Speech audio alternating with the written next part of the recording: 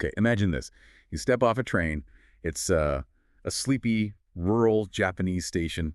You know, the air's warm, birds, cicadas, that kind of peaceful sound. Kids playing, an old woman bikes past, a family laughing. Everyone seems, well, happy, content, like they all get each other. It's this picture of a simple suburban life, and then it hits you. This really profound thought. This is what I'm giving up. I don't get to have this. That's a moment from the author Sebastian Marshall. A stark contrast between that normalcy and his own path, one of radical ambition. And that scene, that feeling, it's exactly where we're starting this deep dive today. We're digging into Sebastian Marshall's book, Ikigai. But just to be clear, this isn't your typical guide to the Japanese concept. Marshall kind of uses it as a launch pad for his own pretty unique, sometimes provocative philosophy on life, success, challenging norms, all that. So our mission here is to unpack some surprising, maybe even uncomfortable truths about what it really takes to chase greatness and, you know, what that might mean for you. That train station story, it's incredibly powerful, isn't it? He sees this simple happiness and bam, realizes, I don't get this. And it hits him so hard he cries, like for the first time in years. Yeah. It really forces this question, right? Why do so many people, even when you give them a clear plan, something actionable that could lead to huge success, why do they just not do it? What do you think is behind that inertia? Or maybe it's fear. That's the million-dollar question Marshall is wrestling with. And he's seen it up close. He says, pretty bluntly, 80% of the people I draw up plans for, plans that would clearly work, don't act on them. Yeah. And he doesn't really pull any punches explaining why. He says, it's like everyone fantasizes about, whatever. But once their fantasies start to become reality, they piss their pants and self-sabotage. Yeah. So for him, that moment at the station, it was this raw look at the emotional price tag of his own path. He realized he won't be understood because deep down he says, we need to be understood. And the further you stray from the beaten path, well, the fewer people might really get it. Yeah, that really hits home. And what Marshall gets into next, it challenges a core idea many of us have about success. You know, the whole idea of innate talent.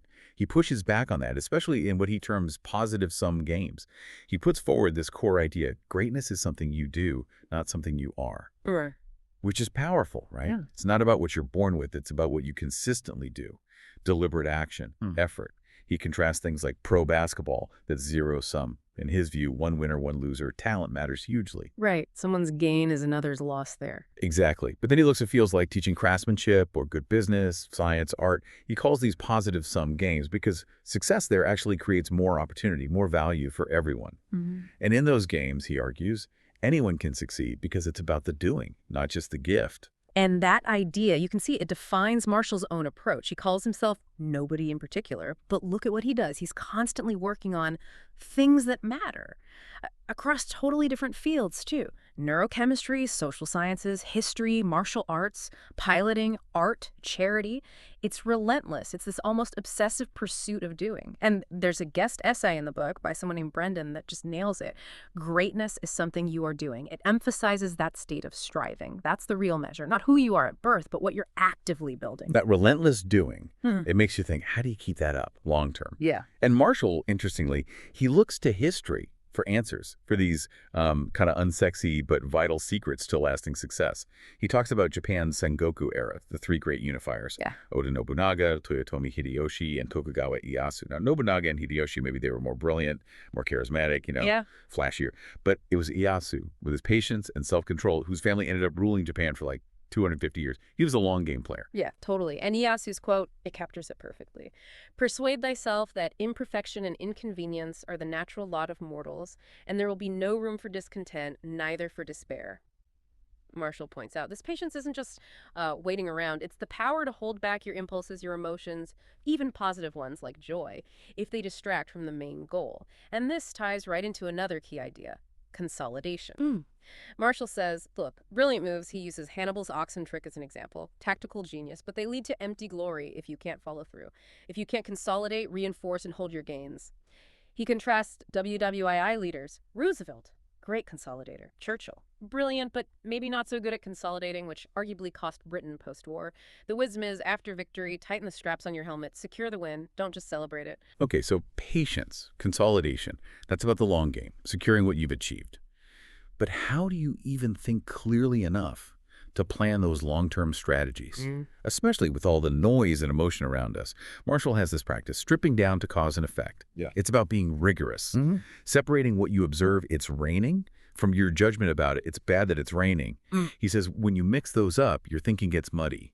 That seems, well, crucial for navigating anything complex. It really is, and that clarity, it's often missing. There's another guest essay. Humans are not automatically strategic, pointing out the kind of uncomfortable truth that most of what we do is just habit, impulse, not optimized strategy. We just react, which is why Marshall hammers this point. Winning ugly is superior to losing beautifully. Just focus on winning. Get the objective. It doesn't have to be elegant. And remember, he says, it ain't over till it's over. Like, really over. Goal achieved. Money in the bank, whatever it is. Right. And building on that, here's a really provocative one from Marshall. Arguing with peasants shows a lack of self-discipline. Now, okay, he's not talking about farmers here. He defines peasants very specifically.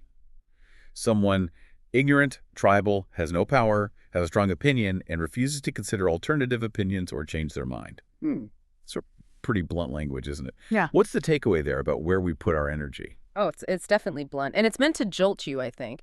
Marshall isn't saying be arrogant. He's making a point about protecting your focus, your energy. If you're aiming for something ambitious, those are your most valuable resources, right? Time and mental space. Getting into debates with people who are fundamentally closed off, it's just an energy sink, a black hole. So it's less about judging others and more about setting a hard boundary for your own productivity, your own sanity, maybe. And he gives you a heads up, too. Expect discouragement and crap if you're pursuing excellence. His raw take is your excellence hurts people to some extent because it kind of holds up a mirror to what they could be doing but aren't. He mentions people trying to talk him out of things, quitting sugar, dropping out of high school, traveling. The discomfort from others, he says. It just highlights why you eventually need to find your tribe. Build a circle of other high achievers who get it. It sounds kind of lonely otherwise. It can be, yeah. It shows the journey isn't just internal, right? It has social ripple effects. And that leads us nicely into, okay, what can you actually do? Some actionable principles to start building your life brick by brick. Exactly. Marshall's big on this action first, details second idea. He uses the 80-20 rule everywhere. Bodybuilding. Focus on training, eating, rest, web apps, get the core function working, personal finance, blogging. Same principle. Just focus on the vital 20% that gets you 80% of the results. Don't get paralyzed by the details up front. He says, don't let research and details get in the way of taking action. Narrow it down to the bare minimum you need to do to get started. Do that. Now you've started. Action.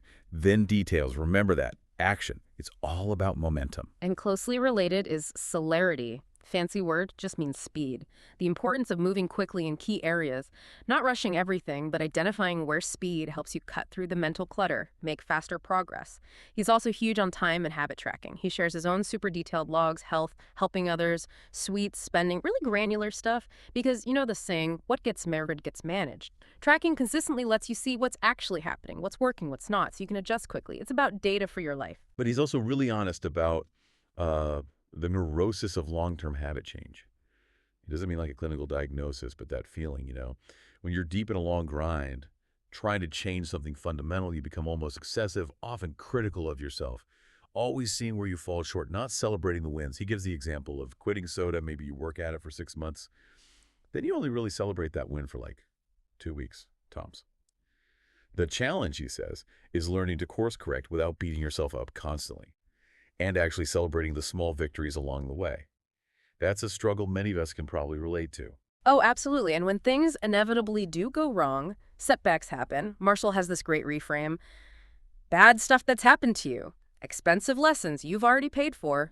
He shares his own injury stories, messing up his knee, squatting wrong, chipping a tooth in Krav Maga. Ouch. But instead of just being bummed about it, he pulls out the lesson. I'm responsible for my health and safety, and no one else cares about it as much as I do. Right. And he extends that. Your money, your career, your life, nobody cares as much as you. You paid the price for the lesson, so make sure you learn from it. Extract the value. So, okay, we need action, tracking, resilience. What about actual skills? Are there things that are just useful, period, no matter your path? Marshall lays out some universally useful skills. Communication writing, negotiating, speaking, basic math and financial literacy accounting, stats, avoiding debt, knowing your credit score, execution habits, managing your environment, focus, even typing fast, health, nutrition, exercise, and clear thinking, rationality. It's quite a lot. What's the common thread there? Why are these the universally useful ones for us? That's a really good question. Because it's not just random stuff, right? I think the common thread, the way Marshall sees it, is leverage. Think about communication. If you master that, it amplifies everything else you do. Brilliant idea, but can't explain it. It goes nowhere. Same with execution skills, like habits. That's the engine that lets you apply any other knowledge effectively. So these aren't just like nice to haves, they're foundational. They multiply the effect of everything else you do, whatever your specific goal is. And building on those skills, he talks about this prima donna strategy, particularly for creative types. It's not about being difficult just 'cause. It's about setting really clear, non-negotiable standards for your time and your value. Aiming to deliver, as he puts it, inspired, divinely created work, demanding respect for that. Focusing on output, not just being busy or having a big team. He even says, don't be afraid to chase seven-figure opportunities, but frame it socially. Build relationships. Don't make it purely transactional. Yeah, exactly. It's about structuring things so your value is undeniable. It's less about just slapping a high price tag on something and more about creating an understanding. This is the level of quality I bring, and this is the focus I need to do it, and this is the respect that comes with that contribution. It elevates the work and the relationships around the work beyond just trading time for money. Okay, so wrapping up, let's get to the author's core ethic, because it's pretty out there, pretty radical. Marshall's big goal, it's not personal happiness, it's the expansion of the human race as a whole, like populating the universe, improving humanity, big picture stuff. When asked why not just be a hedonist, his answer is just blunt. Who gives a shit about having more serotonin and dopamine in your brain? Wow, yeah. And that ethic, it fuels this relentless self-improvement drive. He says, every week I want strife and struggle. I want challenge. I want to be always falling short of what I could be, and that is the way forwards. And he even took an oath, famously.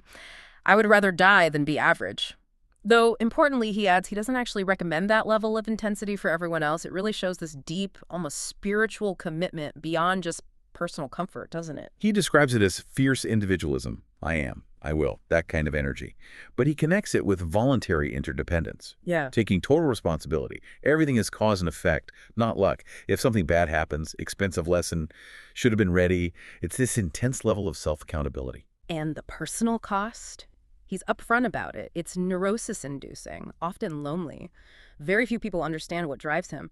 But for him, the satisfaction comes from producing, from creating. He says nothing else compares to actually building things, making ideas real. So yeah, it's a path that demands a lot, huge personal sacrifice. But for him, clearly the reward of contribution outweighs the need for comfort or being understood by everyone. And that really brings our deep dive into Sebastian Marshall's world to a close. His philosophy, it's definitely a counter-narrative, isn't it, to a lot of conventional wisdom about success and happiness. It challenges us, I think, to really reconsider ambition, responsibility, what greatness even means. It's a call to action, maybe, for anyone feeling that pull towards something more. Absolutely. I think the core message that really resonates is that greatness isn't some fixed thing you're born with or a destination you arrive at. It's this ongoing, relentless, sometimes solitary act, continuous striving, building, mastering yourself. It takes patience, clear thinking, and yeah, a willingness to lean into the struggle. It's fundamentally a philosophy of doing. So as you're listening to this, maybe think about, what assumptions do you hold about success or comfort or needing to be understood? What might you need to challenge in your own thinking to step onto a path with more purpose, more achievement, whatever that means for you? What's one small, maybe slightly uncomfortable step you could take today to shift from just observing your life to actively, deliberately building it?